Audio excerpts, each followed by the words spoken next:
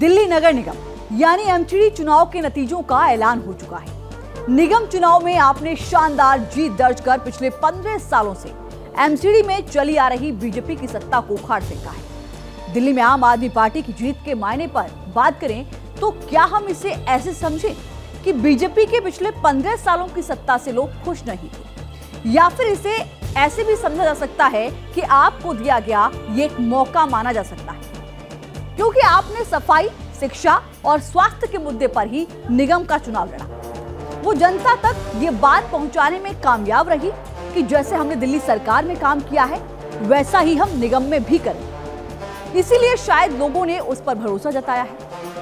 आपने निगम के भ्रष्टाचार, कूड़े के पहाड़ और साफ सफाई को मुद्दा बनाया। हालांकि इस चुनाव को 6 महीने टाला भी गया, तीनों निगमों को एक किया गया, जिससे बीजेपी को यह उम्मीद जगी थी कि शायद आप निगम में सेंध न लगा पाए।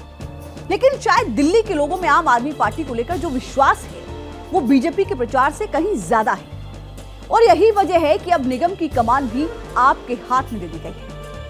आपको बता दें कि साल 2015 से दिल्ली की सरकार में काबिज आम आदमी पार्टी के प्रमुख और सीएम अरविंद केजरीवाल ने निगम चुनाव में सबसे बड़ा मुद्दा शहर की गंदगी को बताया था। उनका ये कहना था कि पिछले 15 सालों से बीजेपी निगम की सत्ता पर है, लेकिन शहर के 3 कोनों पर कूड़े के बड़े बड़े पहाड़ खड़े हैं, इनकी ऊंचाई दिनों दिन बढ़ रही है। वहीं बीजेपी इस बार के चुनाव में केजरीवाल द्वारा निगम को फंड नहीं दिए जाने और यमुना के दूषित पानी को लेकर चुनाव मैदान में थी। इसके अलावा बीजेपी ने सत्येंद्र जैन के जेल वाले वीडियो दिखाकर भी वोट लेने की कोशिश की, लेकिन सब कुछ बेकार साबित हुआ।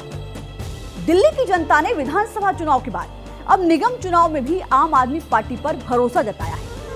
अब दिल्ली में आम आदमी पार्टी के पास सत्ता के 3 में से 2 तालों की चाबी पहुंच गई है। दिल्ली में कहने को तो आम आदमी पार्टी की सरकार है, लेकिन देश की राजधानी होने की वजह से यहां सत्ता के 3 केंद्र रहे। एक दिल्ली सरकार, दूसरी केंद्र सरकार और तीसरा दिल्ली नगर निगम। दिल्ली में जमीन और कानून व्यवस्था का अधिकार केंद्र सरकार के पास है, यानी डीडीए और दिल्ली पुलिस केंद्र के अधीन आती है।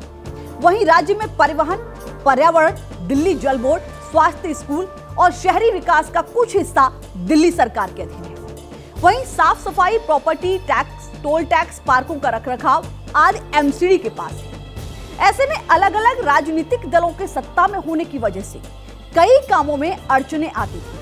कई बार दिल्ली सरकार और एमसीडी के बीच सीधी तकरार देखने को मिलती थी। ऐसे में अब केजरीवाल के पास ये बहाना नहीं होगा कि ये काम निगम की वजह से नहीं हो पाया, क्योंकि अब निगम भी उनके पास होगा और दिल्ली सरकार भी। वहीं दिल्ली नगर निगम में बीजेपी उस वक्त से सत्ता में जब दिल्ली में शीला दीक्षित और केंद्र में मनमोहन सिंह की सरकार होती थी। केंद्र और दिल्ली दोनों की सरकार होते हुए भी साल 2007 और साल 2012 में हुए निगम चुनाव में बीजेपी प्रचंड जीत के साथ सत्ता में बनी रही।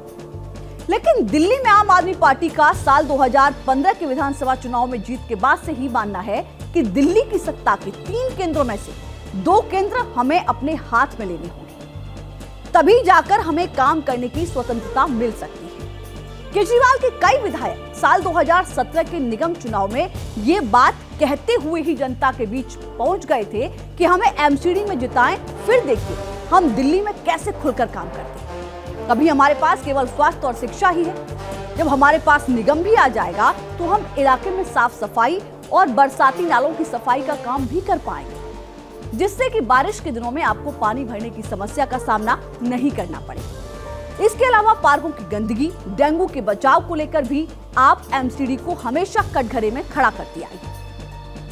आम आदमी पार्टी का यह कहना रहा है कि दिल्ली सरकार के स्कूल और एमसीडी के प्राइमरी स्कूलों की हालत देखकर आप हमारे और बीजेपी के काम करने के ढंग में फर्क देख सकते हैं। आम आदमी पार्टी के नेताओं ने दिल्ली में एमसीडी के अस्पतालों की खस्ताहाल व्यवस्था को भी निगम चुनाव का अहम मुद्दा बताया था।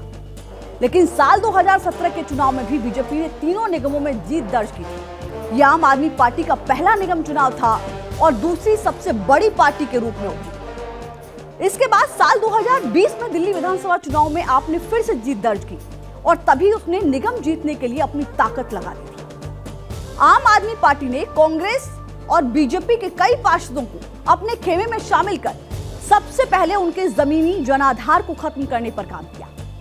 जिसे भी पार्टी में लिया उसे टिकट देने के वादे के साथ लिया। और आपको मिलते दिल्ली के जनता के समर्थन पर भरोसा करके नेताओं ने अपने पुराने दल से बगावत कर आपका दामन थाम लिया। इसके बाद वार्डों में काम करना शुरू किया गया। कोरोना काल में भी पार्टी के संभावित प्रत्याशियों ने अपने द्वारा की गई जनसेवा को केजरीवाल के नाम पर ही जनता तक पहुंचाया।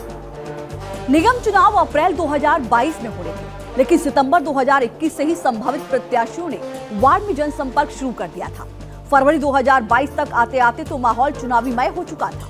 पूरी दिल्ली आपके संभावित प्रत्याशियों के पोस्टर से पटी पड़ी थी। मार्च महीने में उम्मीदवारों के नाम फाइनल होने थे। प्रत्याशियों ने शक्ति प्रदर्शन शुरू कर दिया था, लेकिन बीजेपी और कांग्रेस अभी भी चुनाव के मूड में नहीं दिख रही थी। कांग्रेस से पहले ही शांत नजर आ रही थी। कांग्रेस पहले से ही शायद बीजेपी को अंदाजा था कि अप्रैल में निगम चुनाव नहीं हो पाएंगे। हुआ भी वही। दिल्ली के तीनों निगमों को एक करने का बिल संसद में पास हुआ और निगम चुनाव टल गए। इस पूरी प्रक्रिया में 6 महीने से ज्यादा का वक्त लगा, लेकिन आम आदमी पार्टी ने अपना अभियान जारी रखा। वहीं बीजेपी दिल्ली की आप सरकार पर शराब घोटाला, सत्येंद्र जैन का मनी लॉन्ड्रिंग मामला, छठ में यमुना का गंदा पानी, प्रदूषण जैसे न जाने कितने मुद्दे जनता के सामने रखे।